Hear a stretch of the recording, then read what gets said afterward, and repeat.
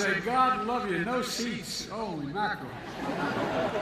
It's good to be back in Vilnius, a nation and a region that knows better than anyone the transformational power of freedom.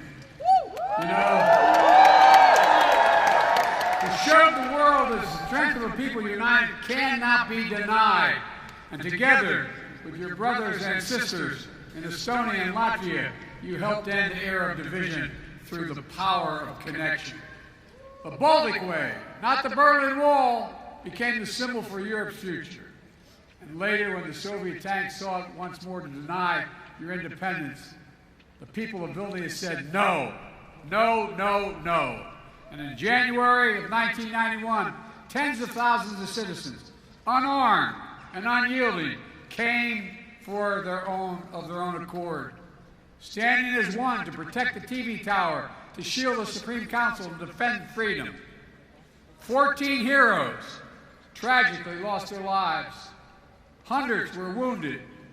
But the whole world saw that decades of oppression had done nothing to dim the flame of liberty in this country. I mean it. It's consequential. The light of Lithuania, you kept it strong, you kept it bright, and you kept the light shining. Here in Vilnius and in Washington, D.C., where the yellow, green, and red of your flag flew every day, this past year, we've celebrated 100 years of unbroken diplomatic relationship between the United States and the Baltic states. America never recognized the Soviet occupation of the Baltic. Never, never, never.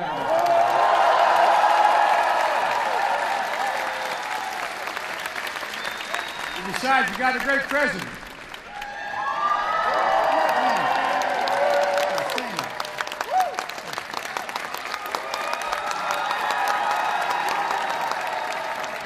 As your president can tell you, the bonds between Lithuanian and American people have never faltered.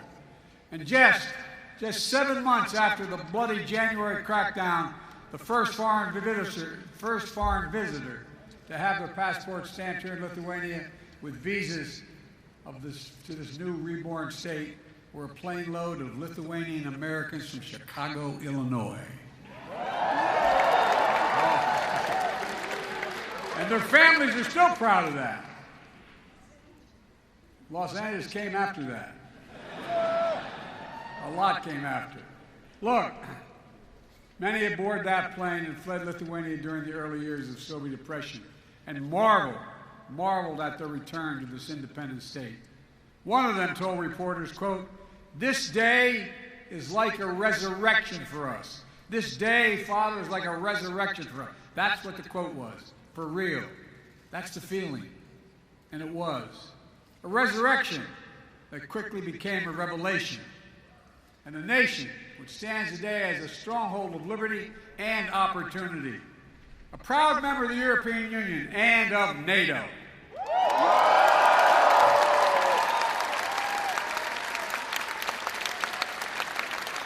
I had the great honor as United States Senator of championing Lithuania and other Baltic states to join NATO in 2004.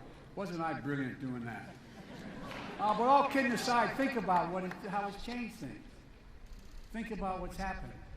Now, over the last few days, as President of the United States, I had the honor of participating in a historic NATO summit hosted by Lithuania, where we welcomed NATO's newest ally, Finland, and reached agreement to bring Sweden into the alliance as soon as possible.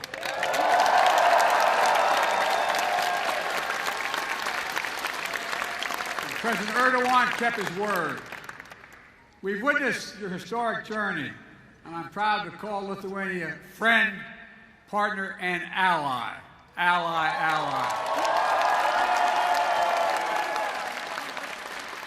Soon NATO will be the 32nd freestanding, have 32 freestanding members standing together to defend our people and our territory. Beyond all the rest, bound by democratic values to make us strong, and by our sacred oath that it is a sacred oath. Attack against one is attack against all. because each member of NATO knows that the strength of our people and the power of our unity cannot be denied.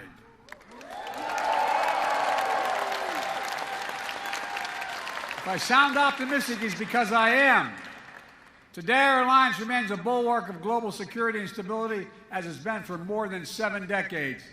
NATO is stronger, more energized, and yes, more united than ever in its history. Indeed, more vital to our shared future. It didn't happen by accident. It wasn't inevitable. When Putin and his craven lust for land and power unleashed his brutal war on Ukraine, he was betting NATO would break apart. He was betting NATO would break.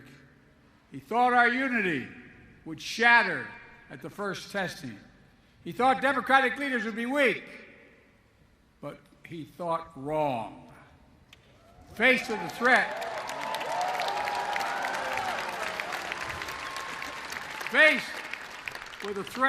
the peace and stability of the world, to the democratic values we hold dear, to freedom itself, we did what we always do. The United States stepped up, NATO stepped up, our partners in Europe and then the Indo-Pacific stepped up. All across the world, they stepped up.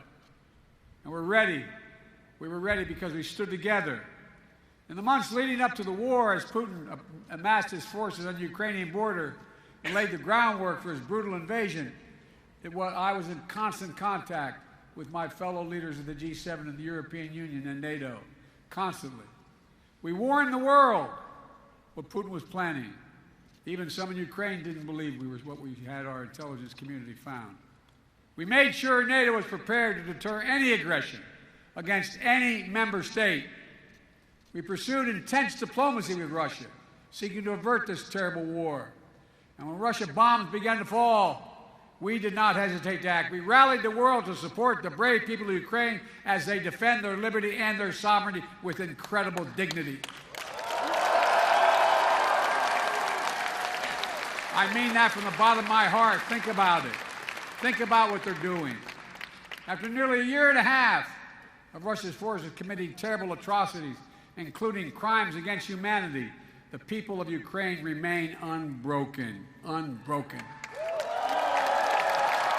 Ukraine remains independent. It remains free.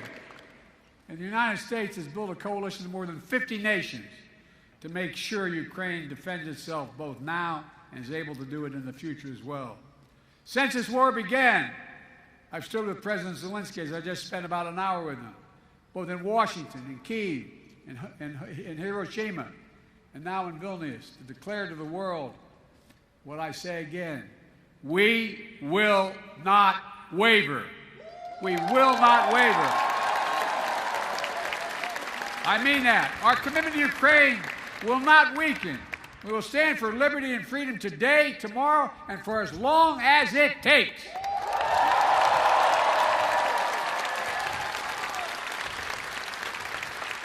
We all want this war to end on just terms, terms that uphold the basic principles of the United Nations Charter that we all signed up to: sovereignty, territorial integrity. These are 2 pillars of peaceful relations among nations. One country cannot be allowed to seize its neighbor's territory by force. Russia could end this war tomorrow by withdrawing its forces from Ukraine, reckoning its international borders, and ceasing its attacks on its inhumane attacks on Russia. By Russia on Ukraine, against its children, women and children, its military. Unfortunately, Russia has shown thus far no interest in the diplomatic outcome. Putin still wrongly believes that he can outlast Ukraine. He can't believe it's their land, their country, and their future. And even after all this time, Putin still doubts our staying power. He's still making a bad bet that the conviction and the unity among the United States and our allies and partners will break down. He still doesn't understand that our commitment, our values, our freedom is something he can never, never, ever, ever walk away from. It's who we are. I mean it, it's who we are. It's who we are. Throughout this horrific war, the people of Lithuania, together with our Baltic brethren, have been among the most fierce champions of Ukraine's right to a future of its own choosing, one that is free, because you lived so long with freedom denied. Many of you who are older know better than anyone how precious the right to determine your own future is. Precious to people everywhere, everywhere.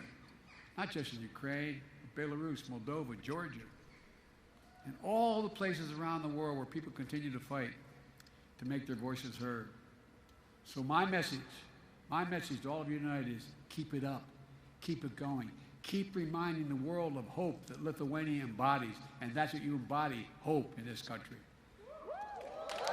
Oh, I really mean it. I'm not joking. I mean this sincerely. We must never forget how much this matters, and never, never give up on a better tomorrow. The defense of freedom is not the work of a day or a year. It's the calling of our lifetime, of all time. We are steeled for the struggle ahead.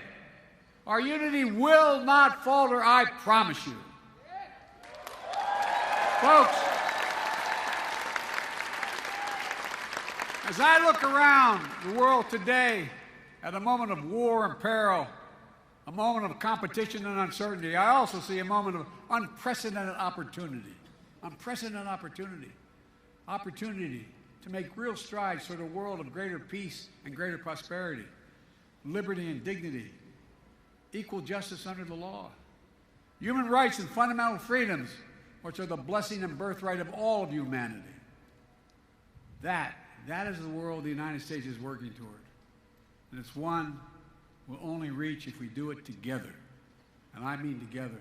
We need to take the same spirit of unity, common purpose, determination that we have demonstrated in our response to Russian aggression in Ukraine, and bring more partners along as we continue working to build a world we want to live in and a world we want for our children. My friends, at the most fundamental level, we face a choice. It's not hyperbole. We face a choice.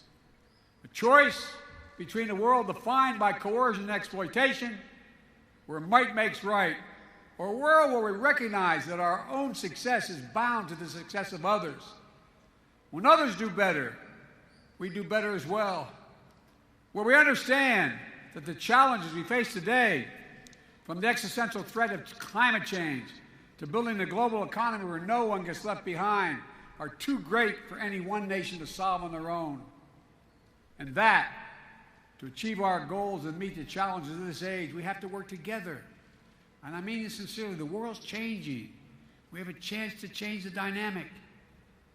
That's why I've been so focused as president on rebuilding and revitalizing the alliances that are the cornerstone of American leadership in the world. These past years, we brought the transatlantic partnership to new heights, reaffirming the importance of the relationship between Europe and the United States as an anchor to global stability. The idea that the United States could prosper without a secure Europe is not reasonable. We've also elevated it. It really isn't. Not a joke.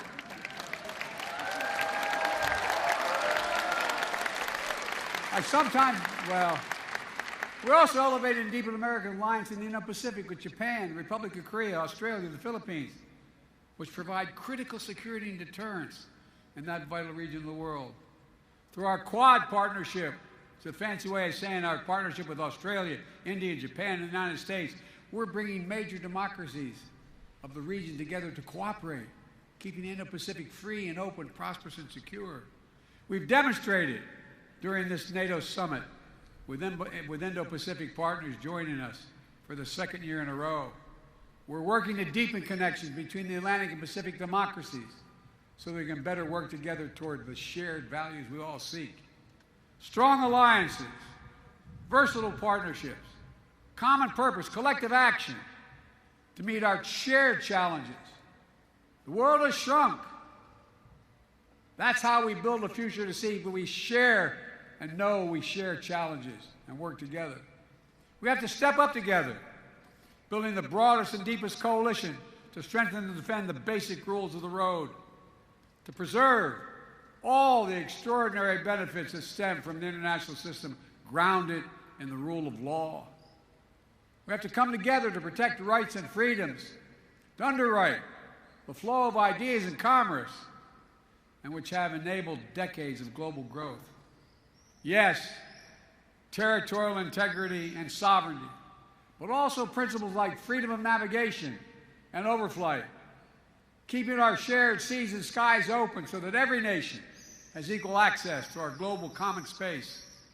And as we continue to explore this age of new possibilities, an age enabled by rapid advances in innovation, we have to stand together to ensure that the common spaces of our future reflect our highest aspirations for ourselves and for others. As my dad would say, that everybody is treated with some dignity. So that artificial intelligence, engineering, biology, and other engineering emerging technologies are not made into weapons of oppression, but rather they're used as tools of opportunity.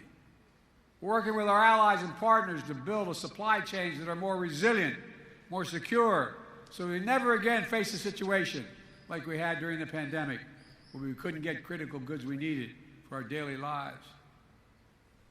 You know, we all must summon the common will to actually address the existential threat of accelerating climate change. It's real. It's serious. We don't have a lot of time. It is the single greatest threat to humanity. It's only by working together that we'll prevent the worst consequences of climate change from ravaging our future and that of our children and grandchildren. We also have to recognize our shared responsibility to help unlock the enormous potential that exists in low and middle income companies around the world, not out of charity, but because it's in our own self-interest. We all benefit when more partners stand together working towards shared goals. We all benefit when people are healthier and more prosperous. And that's not, again, hyperbole, it's true.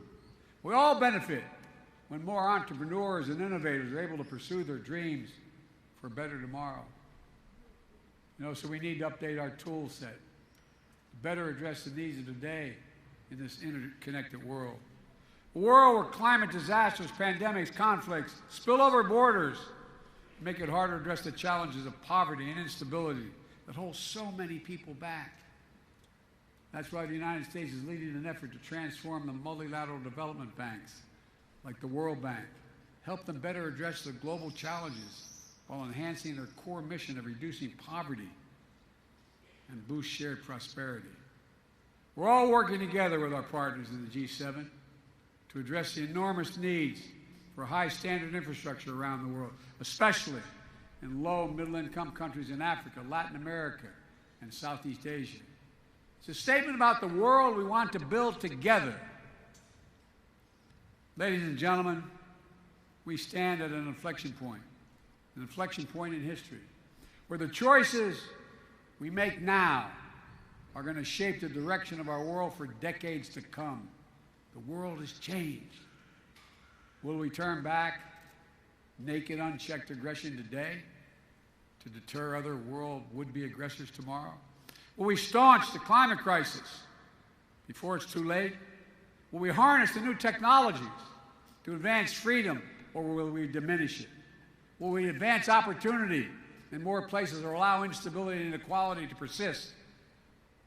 How we answer these essential questions is literally going to determine the kind of future our children and grandchildren have. And again, that's not an exaggeration. It's a fact. It's going to take all of us. All of us. I believe that with ambition, with confidence in ourselves and one another, with nations working together for common cause, we can answer these questions. We can ensure the vision we share and the freedoms we cherish are not just empty words in a troubled time, but a roadmap. I mean this literally, a roadmap, a plan of urgent action toward a future we can reach, and reach if we work together. Folks, the road that lies before us is hard. It will challenge us, summon the best of ourselves, to hold faith in one another, and never give up, never lose hope, never.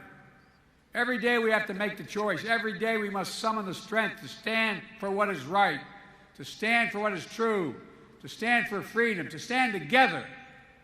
That, my friends, is the lesson we learn from history and the history of Lithuania's story. You know, It's a lesson we see demonstrated each day, and it will determine what the Ukraine looks like. And it's how we're going to work. How we rewrite the future, the peace and hope, justice and light, liberty, possibility for everyone, everywhere. Folks, some have heard me say to my country many times, never ever in my entire career been more optimistic about the prospects of the future. Never. So let me just say thank you for taking the time to be here to listen. God bless you all, and may God protect the freedoms of the protectors of freedom in Ukraine, here, in every nation of the world, everywhere. God protect our troops. Thank you.